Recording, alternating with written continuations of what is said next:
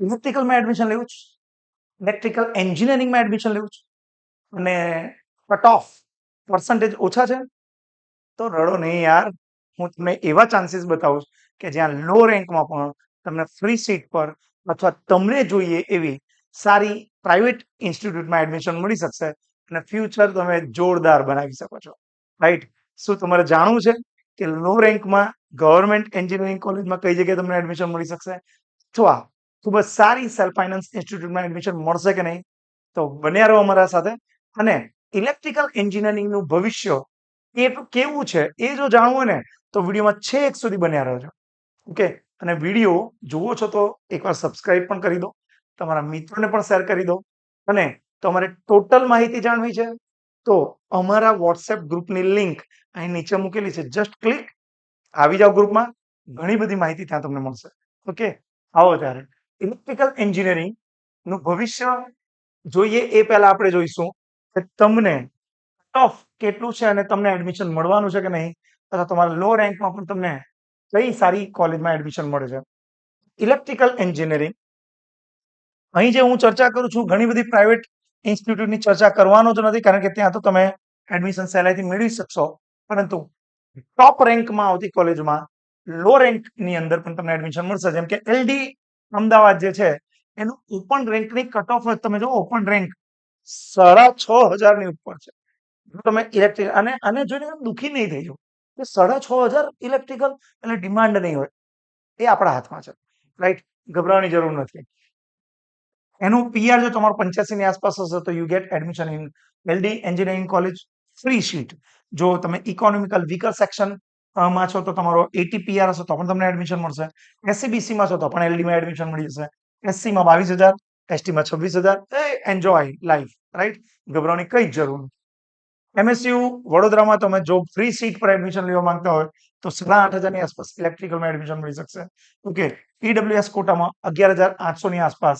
Okay? એસસીબીસીમાં 12,000 અને 27,000 સુધી જો એસટીમાં તમારો રેન્ક હશે તો પણ મળશે. તો તમે મને કહો, વિડીયો તમારા માટે ફાયદાકારક રહ્યો કે નહીં?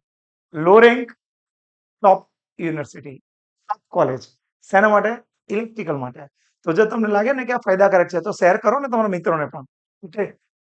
તો આમ ધીરે ધીરે નીચે આવશો તો જીસી રાજકોટ આવતા હતા, જીસી ભરૂચ આવતા હતા, જીસી વલસાડ આવતા હતા. અને ફી તો જો 1,500 રૂપિયા, તે તમે મહિને પોકેટ ખર્ચ લઈ લેતા હશો. 35,000 એટલે કે આ વખતે જે ફોર્મ ભરાય ને એનો છેલ્લો રેન્ક, ત્યાં સુધી પણ તમને ફ્રી સીટમાં એડમિશન મળવાનું છે. સો એન્જોય યોર લાઈફ. 39,000 ની આસપાસ જો તમે ઈડબ્લ્યુએસ કોટામાં છો, અને આ બધું તો પૂછ્યું જ નથી, નહીં તો 70-80,000 સુધી રેન્ક પહોંચી ગયો ને તો પણ એસસી એસટી કેટેગરીમાં મળી જાત. બિલકુલ રિલેક્સ થઈ જાઓ. ઓકે? તો તમને આ જોઈ લીધું કે ભાઈ ગવર્મેન્ટ ઇન્સ્ટિટ્યૂટમાં એડમિશન મળશે કે નહીં. ખૂબ જ બેનિફિશિયલ તમારા માટે છે. સેલ્ફ ફાઇનાન્સ ઇન્સ્ટિટ્યૂટમાં તો નિર્માનું જ કટ ઓફ તો જુઓ, 7,500 છે ઇલેક્ટ્રિકલનો. ઓકે? ભલે ડિમાન્ડ ઓછી છે, ફ્યુચર ગ્રેટ છે. અને એ ફ્યુચર તમારે જોવે તો અમારી સાથે વિડીયોમાં લાસ્ટ સુધી બન્યા રહો. તમે જોઈ લીધું. આ ટોટલ જોવું હોય તો લિંક છે નીચે, વિડીયોની નીચે, ક્લિક કરી દો, જોડાઈ જાઓ ગ્રુપમાં, તમને આ ટોટલ માહિતી ત્યાં મળી જશે. હવે ઇલેક્ટ્રિકલ એન્જિનિયરિંગનું ભવિષ્ય શું છે? ભવિષ્ય તો તમારા હાથમાં જ હોય છે. રાઈટ? છતાં પણ માર્કેટ કેવું તમને ભવિષ્ય આપે છે, ઓપોર્ચ્યુનિટી આપે છે, એ ચોક્કસ તમને અહીં જોવા મળશે.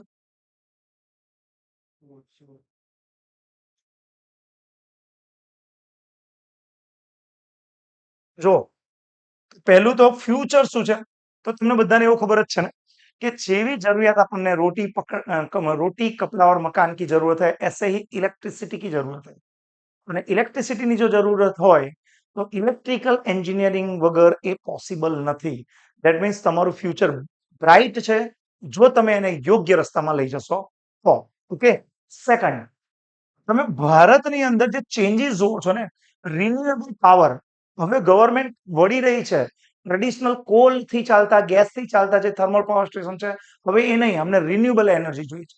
અને જ્યારે રિન્યુએબલ એનર્જીના તમે સ્કોપ જોવો છો ત્યારે કોની જરૂરિયાત પડવાની છે ત્યાં? ઇલેક્ટ્રિકલ એન્જિનિયરિંગ, તમારા જેવા ઇલેક્ટ્રિકલ એન્જિનિયરિંગ. રાઈટ? એટલે ગભરાવાની જરૂર નથી, તમારું ફ્યુચર બ્રાઇટ છે. ઓકે? અને ગુજરાતમાં આને કારણે ઘણા બધા સોલર પાર્ક લાગી રહ્યા છે.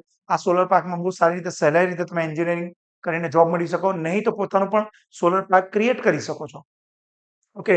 એવી રીતે સરકાર માન્ય કેટલી બધી national electricity mobility mission plan જે છે એના દ્વારા 2030 સુધીમાં 100% 2030 સુધીમાં એટલે કે માત્ર 5 વર્ષ પછી 100% ઇલેક્ટ્રિક વાહનો લાવવાના છે ગવર્મેન્ટ કમ્પલસરી. ઓહો, તો પછી ડિમાન્ડ કોની વધવાની છે? ચોક્કસ તમારા જેવા ઇલેક્ટ્રિકલ એન્જિનિયરની.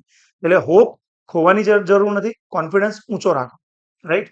તો ઘણા બધા ક્ષેત્રો છે, જેમ કે ઇલેક્ટ્રિક મોટર છે, બેટરી છે, ચાર્જ કંટ્રોલર છે, બધામાં તમારી જરૂરિયાત બેટા પડવાની છે. ઉપરાંત જો તમે ગવર્મેન્ટ એન્જિનિયરિંગ કરવા માંગો છો, ગવર્મેન્ટમાં જોબ કરવા માંગો છો, તો શ્યોર ગવર્મેન્ટની એક્ઝામ આપવી પડે, પણ એના માટે પણ બેઝિક ક્વોલિફિકેશન હોય BE ઇલેક્ટ્રિકલ. કઈ કઈ જગ્યાએ?